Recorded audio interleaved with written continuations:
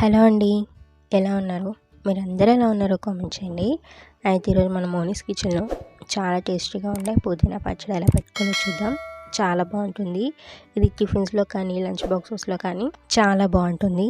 ఇది ఒక 1-2 మంత్స్ వరకైనా మనం స్టోర్ చేసుకోవచ్చు. అయితే దానికోసం ఒక 3 కట్టెల పుదీనా తీసుకున్నాను.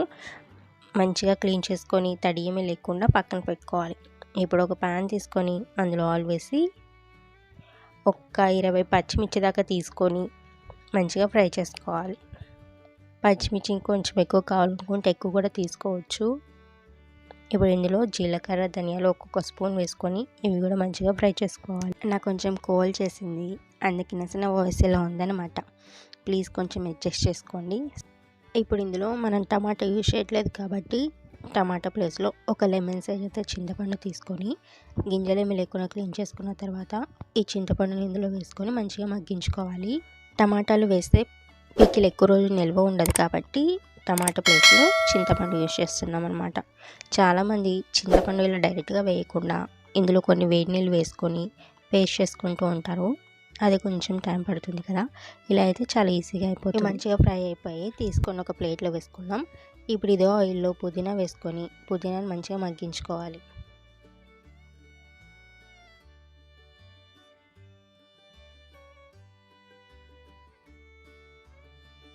ఇలా బాగా ఫ్రై చేసుకున్న తర్వాత దీన్ని కూడా ఒక ప్లేట్లో పెట్టుకొని ఇప్పుడు ఒక మిక్సీ జార్ తీసుకొని మిరపకాయలని కొంచెం కచ్చపచ్చగా మిక్సీ చేసుకోవాలి.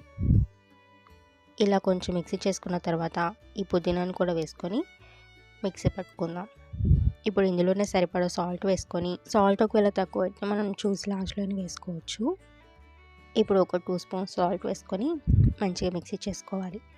ఇప్పుడు ఇందులో తాలింపు వేసుకుందాం. ఒక ప్యాన్లో కొంచెం ఆయిల్ వేసుకొని అందులో పచ్చిశనగపప్పు, జీలకర్ర ఇవన్నీ వేసుకొని మంచిగా ఫ్రై చేసుకోవాలి.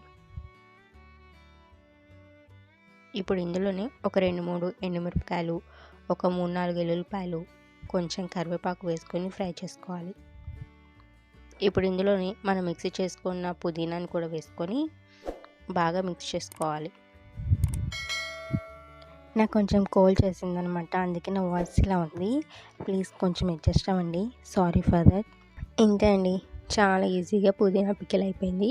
ఇది వేడి అన్నంలోకి కూడా చాలా బాగుంటుంది. మీరు ఒకసారి ఇలా ట్రై చేసి ఎలా వచ్చిందో కామెంట్ చేయండి. మీరు మోనీస్ కిచెన్ని ఫస్ట్ టైం చూస్తున్నారా? సబ్స్క్రైబ్ చేయడం మాత్రం అస్సలు మర్చిపోవద్దు. ఇంకొక వీడియోతో మళ్ళీ కలుస్తాను. Thanks for watching. Take care. Bye.